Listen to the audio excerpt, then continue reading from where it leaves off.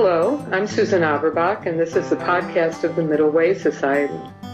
Our aim is to encourage a universal approach to living a more integrated, ethical life, avoiding dogma or any appeal to authority.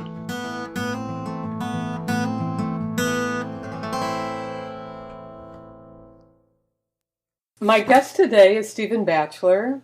He's an internationally acclaimed Buddhist scholar, teacher, and author who has developed a secular approach to Buddhist practice. He has written a number of articles and books about this secular approach. Just a few of these books include Alone with Others, The Faith to Doubt, The Awakening of the West, Buddhism Without Beliefs, Confessions of a Buddhist Atheist, and his most recent book, the culmination of 40 years of scholarship and thought, After Buddhism, Rethinking the Dharma for a Secular Age. Welcome, Stephen Batchelor. Thank you, Susan. It's lovely to be here.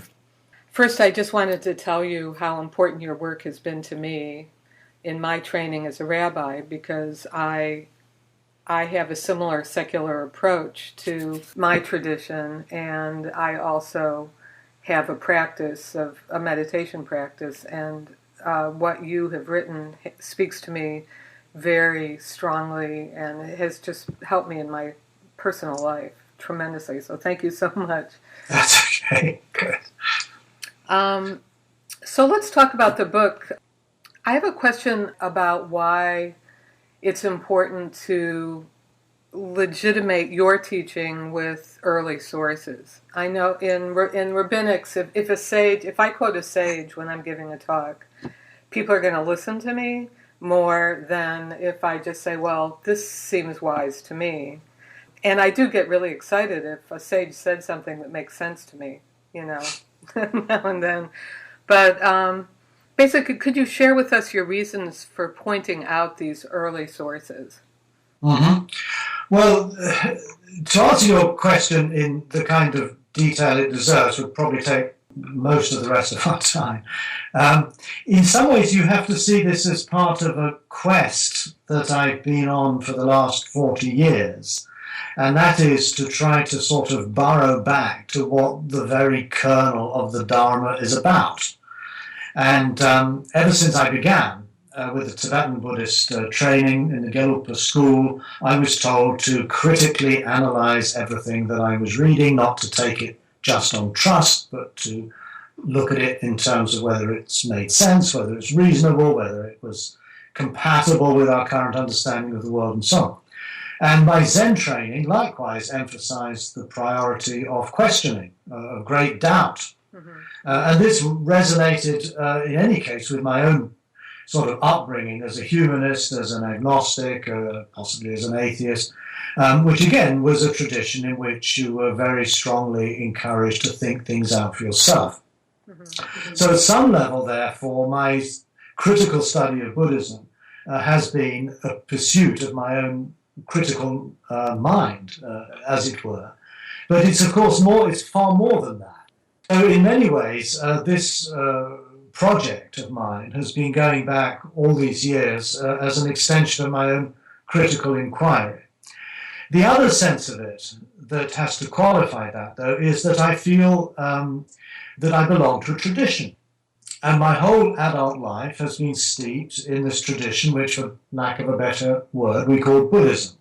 I much prefer to call it simply the Dharma, but we're going to call it Buddhism. Mm-hmm. And people often ask me, in a sense a bit like you have, if this stuff is true, what does it matter if what does it matter if the Buddha said so as well? What does that add? Mm-hmm. Now, in some respects, it doesn't add anything at all. And if you look at the way that mindfulness is now being appropriated in healthcare, for example, it really doesn't matter at all that the Buddha found this out 2,500 years ago. The point is the thing works, therefore it can be used. But I feel that what I'm looking for in the Dharma is not just a set of effective self-help techniques that could be stripped out of the overall philosophical and ethical context, but I'm seeking to find a way of life, what the Greeks will call eudaimonia, a process of flourishing fully as a person. Mm-hmm. And I find it very difficult, if not impossible, to conceive of such a goal standing outside of all traditions. I think that we are always in a tradition, and a lot of Buddhists would be quite happy that I didn't call myself a Buddhist. And I toyed with that idea. I said, okay, let's imagine I just drop all of that. I think it would be fundamentally dishonest, because it would not be acknowledging the sources of my own inquiry, interests, passions over the years. But also, it seems to imply that, you can just somehow stand and float free of all tradition. In fact, if I were not a Buddhist, I'd probably then be labeled as some kind of secular humanist of one brand or another, and would likewise be utilizing authorities' texts. I'd be citing Montaigne, and I'd be citing Wittgenstein and Heidegger, and going back to... You cannot get out of this. And I think it's part of the conceit of Western individualism that the individual person can somehow exist independently without any kind of need to be embedded in a matrix of relationships that constitute both a community in the present and a tradition in time. So for me, this practice, this inquiry is a critical inquiry. It is founded on certain secular principles, if you wish, those of the European Enlightenment, but at the same time, it's deeply sourced and rooted in Buddhist tradition. So to quote the Buddha, for me, somehow helps embed and locate me within the unfolding of this tradition. I don't see tradition as a fixed thing that we somehow have to just accord ourselves to blindly and just repeat what great figures of the past have said. I see tradition as something in which we root ourselves in order to be able to flourish more fully. And I remember once, shortly after the fall of the Berlin Wall, I was in Berlin, and there was a graffiti on the wall that said, a culture without history is like a tree without roots. In other words, to be rooted in tradition, I think, is inescapable, even if we try to deny it, because then we're just being part of the Western individualistic project. And therefore to become self-conscious of one's embeddedness in tradition, and to see that as a source of nourishment, a source of inspiration, a source of insight, a source of a record of people far more intelligent and wise than myself having something to say about these things that more or less are coherent from one generation to the next. I find that both emotionally and spiritually very, very grounding and very affirming. It gives me confidence, it gives me courage in what I'm doing, that if I were in a hypothetical situation able to be a little isolate monad, coming up with all these clever ideas all by myself, I wouldn't have that. But again, I think it exposes the fact of the illusory nature of the isolate monad, cut off from all sources. Doesn't make any sense. Well, that makes a lot of sense, what you just said, which leads me to your methodology for discovering. I mean, the book is very clear about how you find what you think was the original Dharma, and that a lot has been added on to it. I mean, Bible study or Talmud study can do the same sort of thing of, layers and layers and analyzing and who said what and why they said it and trying to separate it out. And I know people have been looking for the historical Jesus by, looking at texts. Could you talk a little bit about your methodology for discovering what you think to be the true words or ideas of Gautama? Okay. Well, to be quite honest, I have to admit here to being a shameless thief. I've taken most of my methodological approaches from biblical studies, particularly from projects like that of the Jesus Seminar, through establishing criteria for at least getting some sense of probability whether a particular text goes back to an earlier or to a later date. And having been brought up as a Westerner, I'm infused with the very idea of historical consciousness, that the traditions evolve and adapt and emerge according to the different circumstances and conditions under which they find themselves. And Buddhism, therefore, is to me something like it's more like an organism that somehow adapts and moves. And I think as Westerners, as moderns, as secularists, we cannot but be drawn into an historical questioning as to where did all this stuff come from. If we think of ourselves as Buddhists, then we are founding that identity on the life of a man called Gautama. That's all we know. Siddhartha is a later addition. Gautama, Mr. Gautama, Bull Gautama. And I deeply want to know who this man was, under what sort of conditions did he live, what was his world like, and what did he say that must have struck his listeners as so striking that they made a concerted effort to remember it. Now, that's been my project, and I use both historical critical methods, I use to some degree philological methods, but to be quite honest, Buddhist studies in this area is nowhere near at the level that we'll find in the Christian or in the Judaic traditions. They've had armies of scholars and linguists and theologians addressing these questions probably now for nearly 200 years. The search for the historical Jesus begins with, say, David Strauss, like 1850s, 1860s. The Buddhists have not really even begun this. There are a handful of scholars, Richard Gombrich is probably one of the most well-known, and others, who are minimally funded. The Buddhist community has not risen to the task of saying, okay, we need to fund a bunch of people to really take this question seriously. It's a bunch of oddballs, people like myself, Johannes Bronkhorst is another one, who are trying our best to somehow make some sense out of the bewildering mass of data. So I think I have to be very honest here and acknowledge that most of my conclusions are pretty tentative, to be frank.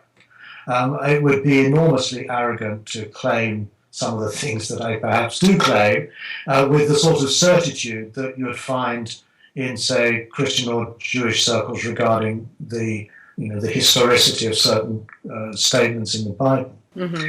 So that's my approach, and I think it's as much a kind of a personal passion as it is a strict scholarly endeavour, which I'm not that qualified to do, to be quite frank.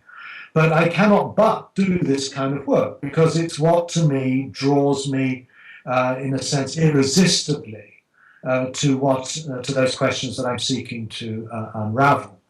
But on the other hand, I think it's worth pointing out that I'm not interested in arriving at some sort of foundational set of teachings or doctrines or practices and a clear historical picture of this person and somehow just kind of then saying, right, that's it, that's all we need to know. We don't need to do anything else now, we've cleared away all the dross, here's the real thing. You end up as a fundamentalist, and I'm not interested in being a fundamentalist. No, but I think what you uncover is that there are important people who were not monks but lived ordinary lives, and they're not spoken about often. So you think that these words about them are authentic as opposed to some things that got tacked on later. Okay. Well, actually, I think what happened, and this is almost unavoidable, is that the Buddhist texts were memorized and then preserved by bodies of monastics. So it's hardly surprising that monastics get increasingly a good press, and often it's the teachings and practices that are most addressing themselves to monastic life that seem to be the ones that are privileged and remembered. Maybe a lot got lost along the way. But in terms of the criteria of authenticity that we find amongst biblical scholars, if you find material in these early canonical texts that would not have been in the interests of the monastic preservers to have added at a later date, that's the criterion for reliability. That makes sense. It makes perfect sense. So let's take, for example, the figure of Mahanama.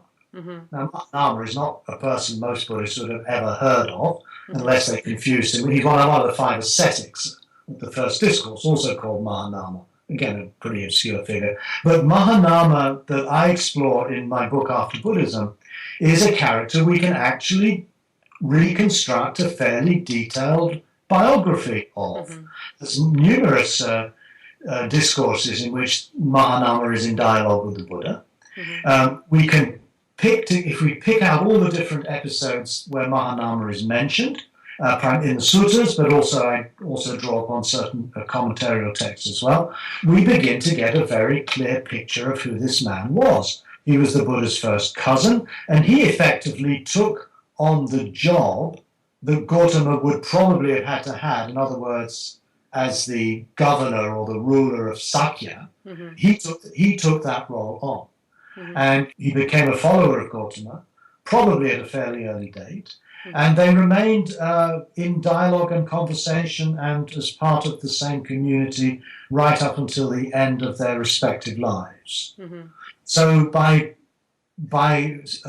drawing this figure out, by looking at the dialogues that he had with the Buddha, that sheds an enormous amount of light, not only on the particular teachings that's given, many of which have to do with stream entry, which again nowadays is thought of as some dizzily high mystical attainment, whereas in fact here it's basically conversion, I think is what I call it. And also you get a very vivid glimpse into his family life, into the life of the Sakya community, in the life of a person who had a position of authority, power at that time, a person who was caught up in the political conflicts with the greater power of Kosala next door.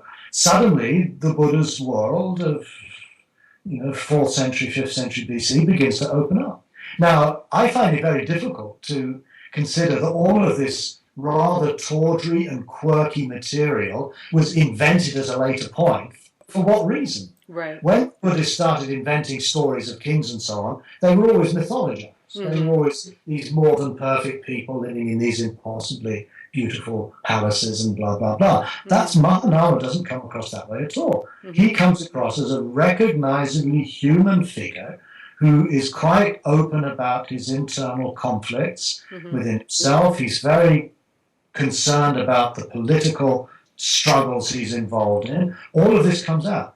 And what's amazing is when you pick out these different passages that are sort of scattershot throughout thousands of pages of text, they all hang together. And not only they hang together in the Pali, they hang together in another body of text which is preserved in Tibetan. You get the story. So to me, this is a very strong indication that that what we're dealing with is actually something that happened in historical time with human beings very much like our own, like ourselves. And it means that the teachings that are given are thereby not being addressed to a kind of spiritual elite of highly realized monks, but they're being delivered to people caught up in the cut and thrust of living in the world with all of the conflicts and tragedies and turmoils and unpredictabilities that we all face. That's a good way to lead into talking about the Dharma and about what stream entry means, what you think it meant to Gautama and nirvana. I mean, I love reading your book about these ideas about nirvana, for example, which is very different than this idea of 30 years of practice and maybe you'll achieve nirvana. It's so practical and helpful. Just reading it makes me feel like it's possible for us to live in community and not be reactive with each other and create a better world. So I'd love if you would talk a little bit about what nirvana is, for example. Okay. Well, you see, this is again a good example of why it's useful to be able to cite early texts.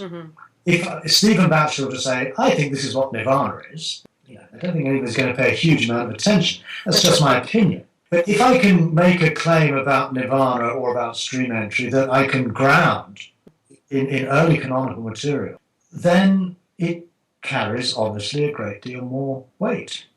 And again, another figure who's been very influential in my thinking about all of this, I'll get back to your point in a minute, is Ludwig Feuerbach, who wrote The Essence of Christianity in 1844, I think it was, who basically described religions, organized religions, as systems of alienation, that they cut off the ordinary person from their essential nature, which he talks of as love, wisdom, and power, and you project that onto the enlightened elite, the priests, who almost always in cahoots with the aristocracy, and thereby legitimate a power system, whereby the ordinary person, as a Christian or a Jew or a Buddhist, is somehow disempowered, and they project all of their values onto others who then carry that power, that love, and that wisdom.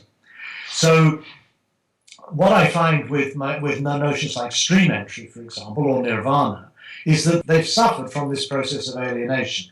They've been ratcheted up to increasingly remote degrees of almost unattainability, or at the best, only after you've been a monk for X number of lifetimes and you've done X number of years in retreat and so on. And they bring them back to earth. So stream entry is in the Sutta Sanyutta, the connected discourses on stream entry, is repeatedly declared to be attaining unwavering confidence in the Buddha, the Dharma, and the Sangha, and being committed to the cultivation of the virtues of the noble ones. In other words, it's about a radical change in the direction of your life in terms of the core values that you consciously accept you wish to live your life by, namely being more awake, emulating the awakened one, the Buddha, being committed to a practice of the Dharma, and being embedded in a network of friendships and relationships that nurture that practice. And it's then described as the cultivation of virtues. It's an ethical process, essentially. And it doesn't mean that you've achieved any kind of spiritual perfection. Far from it. Someone like Mahanama, who's regarded unequivocally as a stream entrant in the early text, is someone who suffers all of the kind of turmoil and stresses and pains and upsurges of sensual desire that the rest of us do. So that makes stream entry very much into basically an expression of commitment. But we also have, in another very early source, the concept of stream entry as we find it in let's say, in Theravada Buddhism today, which is that of having lost the fetter of Sakaya Ditti, which means something like egoism, lost the fetter of doubt, and lost the fetter of what's usually translated as attachment to rites and rituals, which I don't think is what it means at all. I explain that in the book. But basically, that's another way of looking at it, at stream entry. That's a more psychological way of looking at it. But it also has a very old pedigree. So I think we have to somehow find a way to bring these two accounts into alignment. And I don't think that's too difficult. I think the loss of doubt is quite evidently what would be achieved by attaining unwavering confidence in the Buddha, Dharma, Sangha. Doubt, at some level at least, has been put to one side.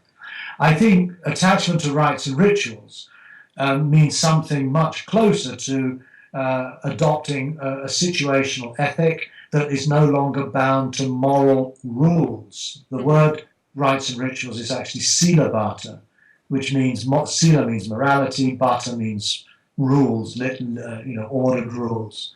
So I take sila bhata paramasa, the loss of attachment to rites and rituals, to mean no longer being attached to moral rules. In other words, trying to live one's life according to a moral textbook like the Talmud or the Vinaya or something, and looking up the answer to your moral dilemmas as though every single one of them has been accounted for. More of a situational ethics. It's a situational ethic. And when the Buddha describes the stream entrant as one who has become independent of others in the teaching, again, a term that's not much advertised elsewhere, but that's a common phrase. It means that a person who has entered the stream of this path has achieved a degree of moral autonomy in their practice. And the third one is about the loss of, of egotism. I would take this to mean something like a loss of vanity. It's a sort of a sense of oneself as no longer being the center of the universe, around which everything else rotates, but at least a degree of insight, a glimpse into the fact that you are not your body or your mind or your feelings or your perceptions, that you are essentially a congeries of mental, physical, emotional forces that are held together as a continuum of a person, but there's nothing solid or fixed or somehow permanent that you can attach onto as who you really are. Now, so in other words, this stream entry operates within that perspective, that philosophical and ethical understanding, but it is framed by a degree of commitment, a degree of committing oneself to these core values. And that is something that, again, there's a famous story in the Sottapati Samyutta of Sarakani, the Sakyan, who was a local drunk. And when he died, the Buddha said he was a stream entrant. And even then, the other Sakyans wouldn't believe him. They said, how's that possible? He was a drunk. And the Buddha very movingly says, if one were to say of anyone that he was a stream entrant, gone to refuge for the Buddha, Dharma, Sangha, and so on, it is of Sarakani, the Sakyan, that one would say this. And that is a very strong statement. Again, one that's very difficult to imagine that a later monastic community would have invented. I mean, if they do that, it would be undermining their own authority. It wouldn't make any sense at all. And yet we have to be enormously grateful that because monastic communities tended to be very literally minded as well, they preserved all this stuff. They didn't sort of edit it out. I suspect a lot got chopped out. But they were very faithful, I think. There's a lot in the Bible like that as well. That just, well, there you go. You know, all this so-called idolatry that's in there, but they can't take it out because you have to keep it all intact. So well, exactly. It's the same problem. Well, it's not a problem. I think it's a great gift, really, is that the Pali Canon was closed probably around the time of Christ. And from that point on, it just got repeated. And they didn't necessarily understand what it was saying, but they repeated it, wrote it down, repeated it, wrote it down. So we do have we are the beneficiaries of generations of people who have, preserved this stuff for us. So I'm enormously grateful.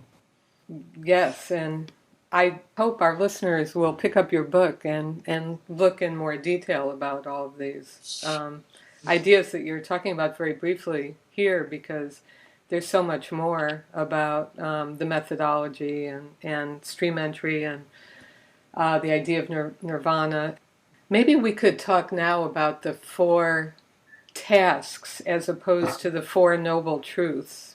I enjoyed reading about that. It makes a lot of sense in the context of what you're talking about, that it's more about action than hard absolutes or metaphysical. It developed into more of an institutional form over time. And could you talk a little bit about the 4 tasks? 4 tasks. Well, we didn't talk about nirvana, but I'll try to weave this in there as well. I was alerted to this idea of the 4 truths as 4 tasks by an English bhikkhu called Jnana Viratera, who lived in Sri Lanka during the 50s. And in his collected letters, he's the first person who somehow flags this point, or at least flags it in a way that really struck me very deeply. And so I went back to the Buddha's first sermon, what's called the Dhammacakkappavattana Sutta, the turning of the wheel of Dhamma. And as Jnanavira pointed out, the sutta concludes with a definition of the Buddha's awakening in the Buddha's own words. He says, I'll quote the passage. It was not until my knowledge and vision were entirely clear about the 12 aspects of these 4 truths that I could consider myself to have attained a purest awakening. Now that, to me, is a very foundational statement. Now, the 12 aspects of the 4 truths, we don't have time to go into detail here, but basically they boil down to his saying that I could only consider myself awake when I had recognized, performed, and accomplished 4 tasks. In other words, each truth is accompanied by a particular task, a particular action. Suffering, the first truth, is accompanied by the action or the task to fully know it or to comprehend it. Mm-hmm. Second truth, which has to do with craving, or what I now prefer to call reactivity, is accompanied by the task of letting go of it. The stopping of suffering, which is the third truth, and which is defined as the stopping of reactivity or craving, is to be accompanied by the task of beholding or realizing that stopping. Mm-hmm. And the fourth truth, which is the Eightfold Path, is accompanied by the task of cultivating or developing or bringing into being the Eightfold Path, which is a complete human way of life. Now, once you shift the emphasis away from truths, which immediately gets you into thinking about, is this true or is this false? Mm-hmm. I don't know how many conversations you've had, but I've lost count of the number of times I had to try to justify to a non-Buddhist that life is suffering. Mm-hmm. What do you mean life is suffering? There's all this joy in it.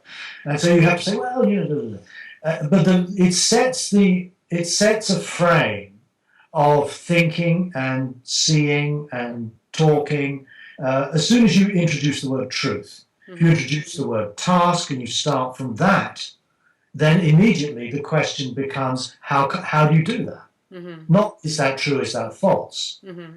And my sense is, and I argue this through the book, is that Buddhism started out as a pragmatic ethics. In other words, as a task-based way of life. And the aim of the process of practicing the Dharma was actually to do certain things in such a way that they made a qualitative difference to how you lived and how you were part of your world, part of your society. It was all about action. At some point, it seems as though the emphasis shifted away from that to becoming convinced of the Four Noble Truths. In other words, four propositions that claim to describe the nature of reality. That existence is somehow dukkha, it's suffering, that the origin of suffering is craving, and so on. In other words, you slip into what I think cannot but be called metaphysics. Mm-hmm. And those truth claims, if accepted, then make you into a believer. Your practice is then founded on those beliefs. Mm-hmm. But the beliefs are kind of presented as the necessary underpinning for everything else you do. If you didn't hold those views, if you didn't have right view in those areas, your practice wouldn't have any foundation. If you go the task-based route, that basically all that becomes irrelevant. And what matters is, can you perform these tasks or not? Can you embrace suffering? Can you let go of reactivity? Can you see the stopping of reactivity? And can you live and act and think and speak in a way that's not conditioned by reactivity? Mm-hmm. I thought it was interesting also how you translate summa into complete instead of right. Mm-hmm. Well, again, it is summa is more literally, that's what the word means. Right, to me, has a rather uncomfortable moralistic feel to it. So I'm not too comfortable with it. It's not an incorrect translation. I mean, it is legitimate at some level. But you see, what it points to is how the translators tend to be completely locked into the mindset of truth, of right, of wrong in morality. Mm-hmm. Rather than what's appropriate or inappropriate in a situation. Mm-hmm. And then, truth then becomes morphed into relative truth, absolute truth, and all these things. Mm-hmm. And I think all of those shifts, in a way, were instrumental in turning Buddhism into another Indian religion, based on beliefs, based on an understanding of what the ultimate nature of reality is or was, and based upon a kind of a non-negotiable set of moral truths. And to that degree, I feel that they lost touch with what you find when you go back to some of these earliest texts. Mm-hmm. That I think you can find ample justification for thinking in this way by resurrecting some some very classical Buddhist ideas. Mm-hmm. Like nirvana, for example. The Buddha says that nirvana is clearly visible and immediate. Dharma is clearly visible and immediate. It's not something you have to wait X number of years to ever get a handle on. It's right here and now. It's very Zen in that respect, extremely Zen. And in this way, in this book particularly, I've also recovered some of my roots in the Zen tradition too. I think the quality of inquiry and questioning, as you do in koan practice, is to me very much at the heart of what this practice is about. It's about keeping an open and questioning mind. Mm-hmm. It's very similar to early Greek skepticism. Mm-hmm. It has this sort of Pyrrhonian refusal to make any kind of general declarations about what is the case with the world or oneself. It's to keep that open mind. So, yeah, I'm sorry. No, I'm sorry. You're talking about Pyro or Puro. I'm not sure how to pronounce his name, but it brings to mind what Robert Ellis is trying to do in founding the Middle Way Society. Mm-hmm. And what do you think about that approach of having a Middle Way Society independent of Buddhist tradition, even though it's very Buddhist? Well, I've discussed this with Robert. I'm not persuaded that the language that he uses does allow him to fly free of Buddhism. And I don't know how he would respond to that. I think the middle way is a very foundational Buddhist idea. Mm-hmm. I completely sympathize with his frustration at working within a Buddhist context. I have the same problems. Mm-hmm. I get a lot of Buddhists who really are not very, very against what I'm doing. They think it's heretical, they think it's trivializing the Dharma, whatever it might be. And but I'm prepared to put up with that because I do feel in my heart that I am coming from this tradition. I'm speaking out of my understanding of this tradition. I practice both spiritually and also ethically within the framework of this tradition. Mm-hmm. I don't like the word Buddhism particularly, but I think it would be, in my own case at least, it would be bad faith to somehow discard all references to the Pali Canon or the Buddha or whatever. I don't feel any need to do that, although I could see how at some level it would make my life a lot easier. But so no, in that sense, I don't really go along with Robert's attempt to fly free of Buddhism, although I wish him all the very best. And in fact, that may turn out in the long term to be the way to go. I mean, at a certain point, I think we're going to have to, I would very much like to drop the words Buddhism, maybe adopt the word Dharma. But as you were saying, I mean, if this wisdom, if this philosophical tradition, ethical tradition has any, integrity to it, then it shouldn't require its being formally tied to a particular religious institution, Buddhism. It should be able to somehow have its own, life. And so I'm very glad that Robert is doing what he's doing. I think he's taking this into directions that possibly it would have been more difficult for him had he stuck to the Buddhist identity.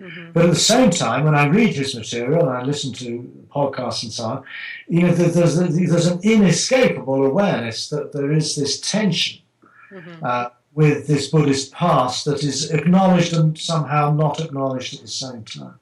This actually brings me to, so you're creating a post-metaphysical Dharma, or you're communicating and teaching a post-metaphysical Dharma, secular Dharma, that addresses our concerns now and the future. And one way you're doing that, I was reading online that you have a college called Bodhi College. You're going to be having courses. Would you like to talk about that? Yeah, the Bodhi College was an initiative that I started having discussions about 2 years ago now.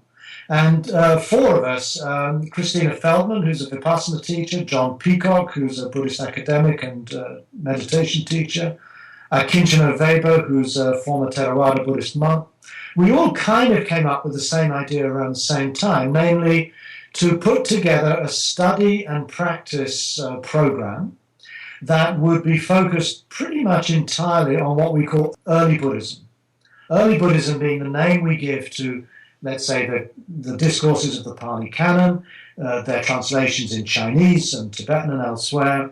But before these teachings became the basis for any particular Buddhist school or Buddhist orthodoxy. So it's a similar project in some ways to my book, getting back to sources. But we, the four of us, have quite different views as to how we could best value and study and practice these things. But we're united in the sense that there's something about these early teachings that seem to speak very directly to the condition we're in now. A lot of traditional Buddhism speaks through the filter of Indian cosmology, of Japanese samurai ethos, of Tibetan shamanism, or whatever it is. And in doing so, I think sometimes what the Dharma that lies at the root of those traditions somehow gets obscured, or it gets sort of turned in ways that are no doubt terribly valuable for Tibetans and Chinese and so on, but may not actually speak as directly as they could to the conditions of modernity. And what I find, so when you say I'm teaching or proposing a non-metaphysical Dharma, I would actually like to reframe that as recovering the non-metaphysical Dharma. The Buddha's, some of the classic sources, like the unanswered questions, for example, the 10 unanswered questions, I think make it very clear that the Buddha was not interested in erecting some metaphysical framework of belief. So the Bodhi College is offering a number of 2-year courses, as well as a training program for people who are already teaching mindfulness. Again, I think this whole mindfulness movement is giving rise to a whole new wave of people coming to the Dharma, not because they're interested in Buddhism, but because they've had an experience in their meditation practice through mindfulness that's really made an important difference. They're looking for a philosophy, an ethic, a way of life that they can somehow take that transformative experience further for them. So the Bodhi College is kind of addressing this new situation. It's, on the one hand, going back to sources. On the other hand, it's addressing very much contemporary needs and trying to free itself from being identified with any particular Buddhist school or orthodoxy. And you can get more information if you go to our website, which is www.bodhicollege.org, I think. Yes, it's BODHI- hyphen college, that's right. -college.org. Yeah. So for people interested, but you need to be in England, Germany, Switzerland, and Italy. Yes, it's a European venture. We're very committed to that. There's a lot going on in the US, and although we do have interest from America, we're going to focus our attention, at least in the first years, in developing a project in both England and continental Europe. Great. Is there anything else that you would like to share with our audience, our middle way audience? Well, nothing really. I would, of course, be very honored if you would take the time to read my book, and if you find it of help, then I would be very glad about that. Again, I think you've got a wonderful community, a society developing, and to commit yourselves to it, to try to take forward the inspirational ideas that Robert Ellis and others have come up with. And I'm very much in sympathy and support with everything you're doing. I think there's one thing very much in common with what you're doing, and not just the idea of the middle way, that living this life and trying to find a practice that makes sense is an art more than a science. And that integration, using the imagination, and I think you talk about that as well. No, that's right. I'm somewhat concerned about how Buddhism is often presented as a science of the mind. I suspect there is something to be said for that, and I think it is quite extraordinary the extent to which, say, some of these meditation practices can bear clinical testing and so forth. But I think there's a great danger that we succumb to our technological mindset and we think of Buddhism just as a rather sophisticated set of techniques for solving the problems of human existence. That language to me is quite anathema. Mm-hmm. And I feel personally, and I guess this is also reflective of my own temperament, I've always felt that the practice of the Dharma is more like an art. Mm-hmm. And I don't just say this because I just like the idea, but because I do practice as an artist. My writing I see as a practice of literature. I take photographs, which I've been taking for many, many years.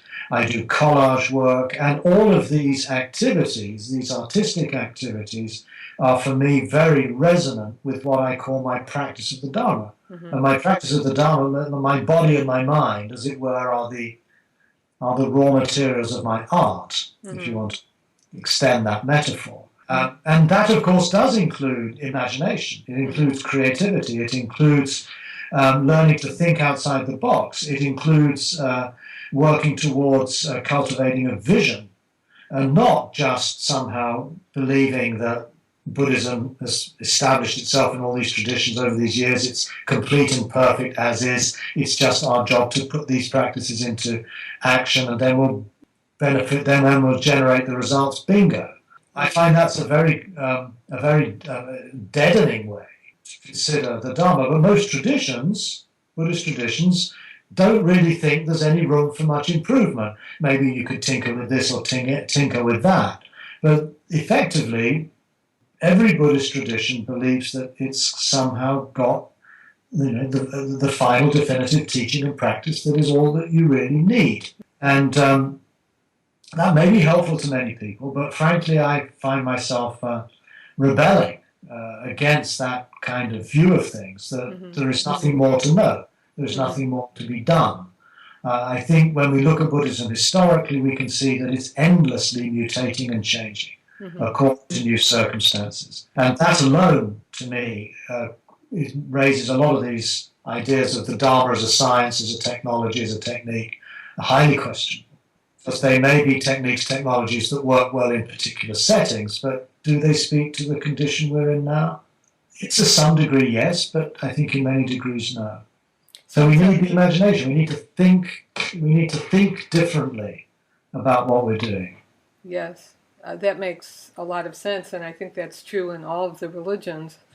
Mm-hmm. Yes, exactly. If we don't do that, we end up with crazy fundamentalism. I mean, that's the extreme that ends up. But all religious practices have evolved over time and changed, and sometimes for the better, and sometimes for the worse. Way for the worse. So, but if you look at the core, at the beginning, there's a lot more there in Islam, for example. I mean, what Muhammad did was end all this tribal fighting. I mean, if you look at the beginning, and every religion has a core beginning that is very inspiring. So what you're doing with Buddhism, I think we could all do with each of our religions and try to use our imaginations to develop something that makes sense now and that can change in the future, which you talk about in your book as well. So I suggest to everyone that you go to whatever bookstore you go to or order online, After Buddhism, Rethinking the Dharma for a Secular Age, and learn more about the origin of this wonderful way of life, really. It's not a tradition, it's a way of life. And it has a lot to offer the whole world. So thank you so much for sharing. Well, thank you, Susan. That's very generous of you to say those things. It's true. I wish you all the best. Thank you.